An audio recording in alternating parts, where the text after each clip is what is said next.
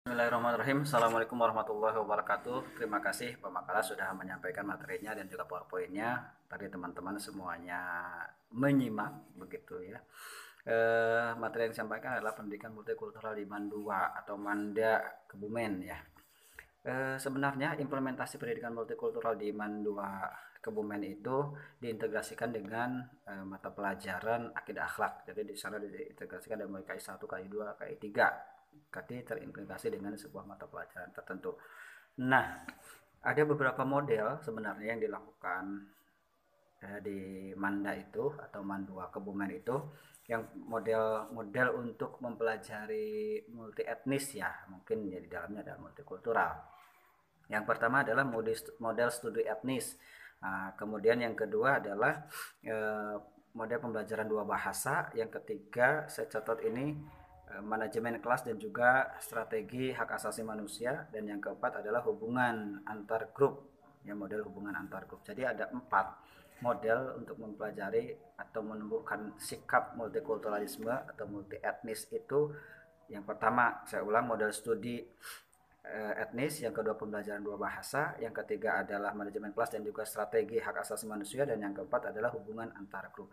Nah, untuk yang model studi etnis ini bahwa memang sebenarnya gini, bahwa pembelajaran model-model yang tadi disebutkan itu ya terinspirasi dari pembelajaran multikultural di Amerika gitu. Sebenarnya di Indonesia tidak pun kita belajar pendidikan multikultural itu sebenarnya ya, dari dulu orang timur atau adat ketimuran itu selalu menghormati atau menghargai orang yang berbeda dengan kita sebenarnya, tapi karena memang ya kita orang Indonesia kadang-kadang latah jadi mengikuti saja tren pendidikan. Nah, itu yang pertama saya ungkapkan, ini yang digunakan oleh bangsa Amerika atau orang Amerika. Yang pertama adalah model studi etnis. Artinya bahwa si para siswa atau peserta didik itu ditekankan untuk mempelajari ya budaya-budaya yang berbeda ya, misalkan diberikan pemahaman, kemudian pengetahuan terkait dengan budaya yang berbeda atau berbagai macam budaya. Nah, itu namanya model studi etnis. Kemudian yang kedua pembelajaran dua bahasa. Setelah dia diberikan materi pemahaman tentang etnis-etnis yang berbeda, nah, kemudian disuruh mempelajari juga pembelajaran dua bahasa. Misalkan dalam praktiknya menggunakan bahasa apa nih? Oh ya, materi ini di dalam akidah akhlak menggunakan bahasa Jawa kah atau bahasa Batak, Medan atau bahasa Padang dan lain sebagainya.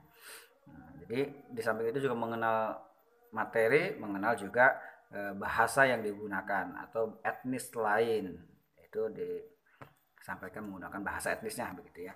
Kemudian yang ketiga manajemen kelas dan juga strategi HAM. Nah, pada tataran ini bahwa mahasiswa atau guru terutama ini memberikan penekanan kapan guru itu harus otoriter, kapan guru itu harus demokratis, dan lain-lain. Begitu juga hak dan kewajiban dari para peserta didik itu, tapi sebenarnya penekanannya adalah bagaimana menjadikan seorang siswa itu lebih demokratis, menghargai pendapat orang lain, menghargai ide-ide yang berbeda. Nah, itu masuk manajemen kelas dan juga strategi HAM. Artinya masing-masing orang memiliki hak asasi, tetapi juga tidak melupakan kewajibannya. Kadang orang menuntut hak tapi kewajiban tidak dilaksanakan begitu. Kemudian yang keempat, model hubungan antar grup, bahwa di dalam model multi etnis ini yang keempat, model hubungan antar grup, bahwa peserta didik dibiasakan untuk senantiasa bisa berinteraksi dengan misalkan satu suku dengan suku yang lain, satu etnis dengan etnis lain. Nah, berdasarkan pengalaman-pengalaman baik itu ketika belajar di kelas, di sekolah, kan biasanya di sekolah itu tidak melulu dari etnis Sunda, tidak melulu dari etnis Jawa, dan juga tidak melulu dari etnis yang homogen. Nah, dari situlah jadi ditekankan pada model hubungan antar grup, sehingga ketika sudah terbiasa begitu mengurangi adanya diskriminasi antar satu suku dengan yang lain atau etnis dengan yang lainnya, satu etnis dengan etnis lain. Berikutnya ada beberapa hal yang dilakukan di sana di Manda atau Mandua Kebumen itu dengan latihan-latihan aktivitas, latihan dan aktivitas-aktivitasnya. Salah satunya adalah dengan melakukan analisis diri. Nah, analisis diri ini bahwa para peserta didik diberikan pemahaman apa namanya, di mana posisinya ketika dia berada di tengah-tengah masyarakat yang plural atau multikultur, bagaimana dia harus menempatkan diri, menganalisis diri gitu ya, sampai ketika dia berhadapan dengan orang yang berbeda, nah, dia mengedepankan egonya atau individualismenya. Yang kedua adalah aktivitas yang bisa dilakukan apa ini dengan menekankan kepada HAM, mengajarkan HAM. Nah, kalau terkait dengan penekanan atau pengajaran latihan-latihan untuk terkait dengan hak asasi manusia ini, biasanya para guru itu memberikan gambaran peristiwa-peristiwa atau pengalaman terkait dengan hak asasi manusia. Ya, nanti bisa dicari contohnya sebenarnya oleh guru, bahkan mungkin di sini guru akidah akhlak. Setelah ada kejadian-kejadian atau fenomena yang diungkapkan oleh guru, kemudian bagaimana persepsi peserta didik itu terkait dengan pelaksanaan HAM tersebut. Kemudian yang ketiga, aktivitas atau latihan yang bisa dilakukan adalah dengan memberikan penekanan terhadap teori-teori komunal. Teori-teori komunal itu bahwa peserta didik harus diarahkan kepada menjadi pribadi atau masyarakat yang komunal. Komunal itu apa ya? Akan satu dengan yang lain, saling mengerti, saling kenal, kemudian membantu, menghargai, nah, gitu. Itu ciri-ciri karakteristik masyarakat komunal itu seperti itu. Umumnya ini adalah masyarakat pedesaan, gotong royong, artinya satu tetangga atau dengan tetangga yang lain itu saling kenal. Nah, itu teori komunal. Komunal itu komun, itu mengetahui atau memiliki persepsi yang sama, kemudian saling kenal, saling menghargai gitu dan saling membantu.